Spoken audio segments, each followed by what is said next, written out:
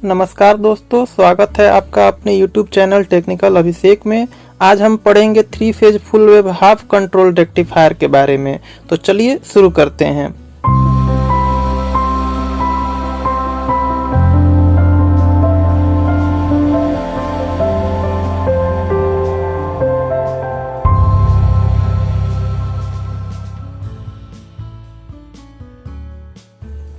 इसमें 3 thyristor T1, T2 एवं T3 जिसे SCR1 और SCR2 और SCR3 से दर्शाया गया है कनेक्ट रहते हैं तथा 3 diode D1, D2, D3 connect रहते हैं तथा एक लोड कनेक्ट रहता है। और इनपुट से हम 3 फेज सप्लाई प्रोवाइड करेंगे और इसके बीच में एक फ्री व्हीलिंग डायोड कनेक्ट करते हैं। फ्री व्हीलिंग डायोड एक पर्टिकुलर फेज शिफ्ट पर ही कार्य करता है। सबसे पहले जब हमारा अल्फा यानी फायरिंग एंगल 60 डिग्री यानी कि 0 से बड़ा और 90 डिग्री से छोटा होता है लेते हैं। हमने 60 डिग्री लिया हुआ है।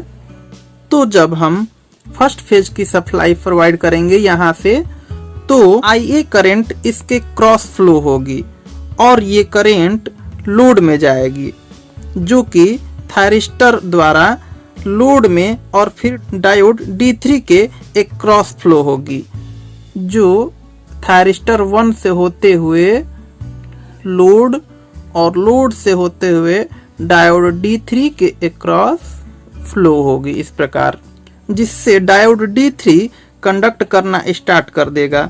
यानी डायोड D3 और थायरिस्टर 1 टाइम पर कंडक्ट कर रहे हैं। और जब सेम कंडीशन में सेकेंड फेज की सप्लाई प्रोवाइड की जाएगी, तब B पॉइंट से IB करंट इसके अक्रॉस फ्लो होगी। इस टाइम पर थायरिस्टर 2 कंडक्ट करेगा और थायरिस्टर 2 से करंट फ्लो होगा जब 60 डिग्री के एंगल पर इसके गेट टर्मिनल पर ट्रिगर पल्स प्रोवाइड कराई जाएगी और ये करंट आउटपुट पर जाएगा जो फ्लो होगा लोड में। लोड में फ्लो होते हुए ये जाएगा हमारे डायोड D1 में। जब B पॉइंट से चलता है तो SCR2 और लोड से होते हुए डायोड D1 में, इस प्रकार से, जिससे डायोड 1 कंडक्टिंग कंडीशन में आ जाएगा। यानी थायरिस्टर 2 और डायोड D1 1 टाइम में कंडक्ट करेंगे।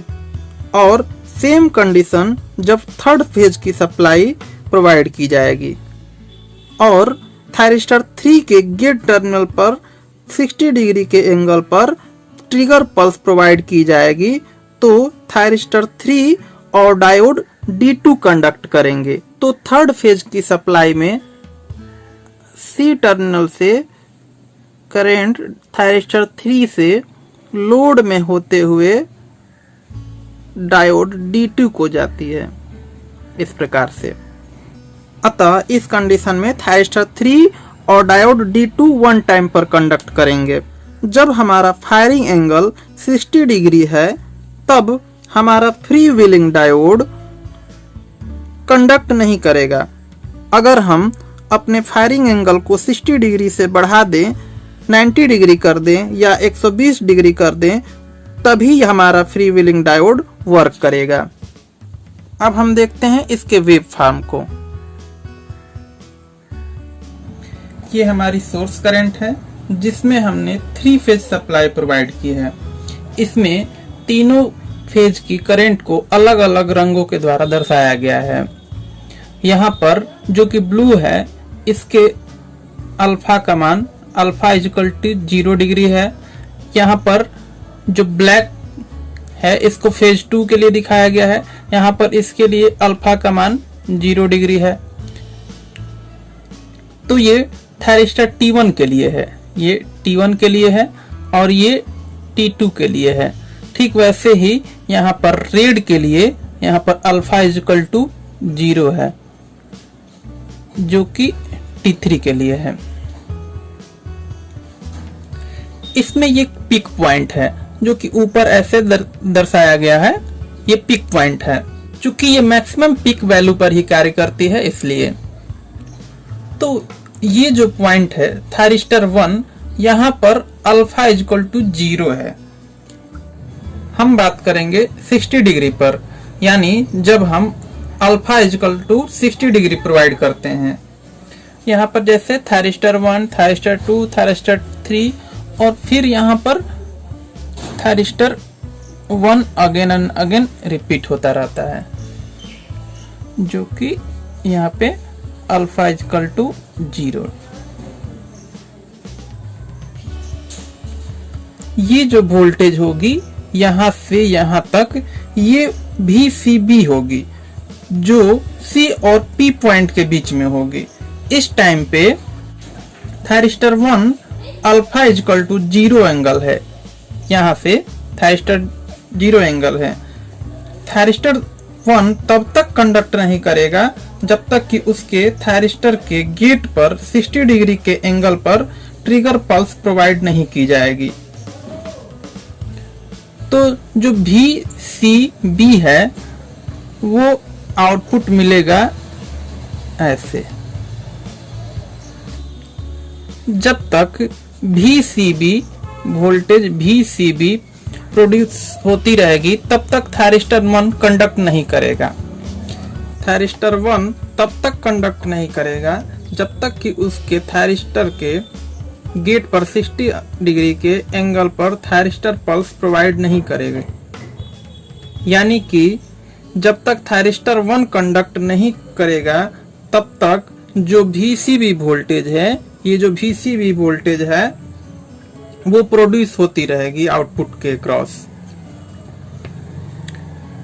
ये VCB वोल्टेज आउटपुट के क्रॉस फ्लो होती रहेगी।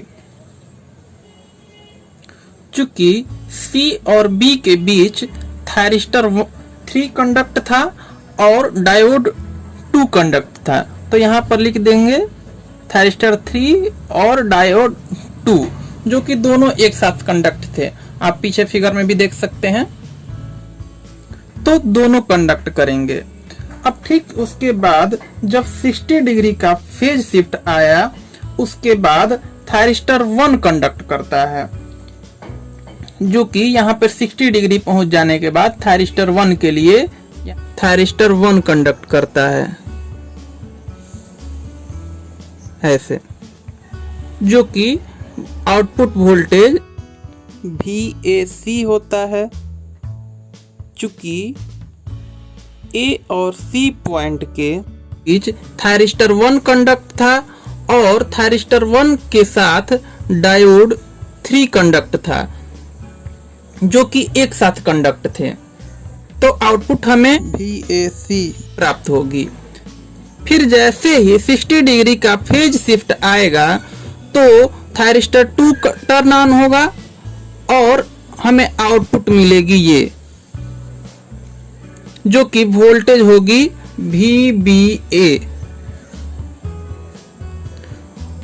जिसके साथ जब थायरिस्टर 2 टर्न ऑन था और उसके साथ डायोड 1 टर्न ऑन होगा, जो कि दोनों एक साथ टर्न ऑन होंगे।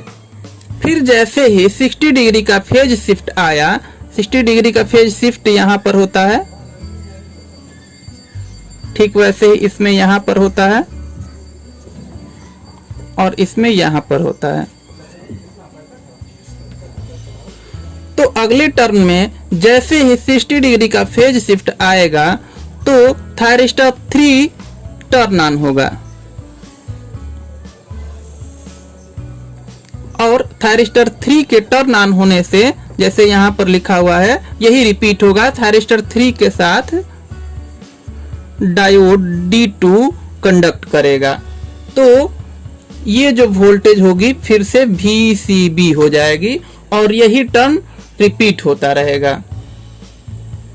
तो हमने देखा कि 3 phase full wave half controlled rectifier में प्रत्येक फेज में आउटपुट दोनों अर्धचक्रों में उपलब्ध होता है तथा प्रत्येक प्रत्येक अर्धचक्र में एक एक कंट्रोल डिवाइस एक्टिव होते हैं।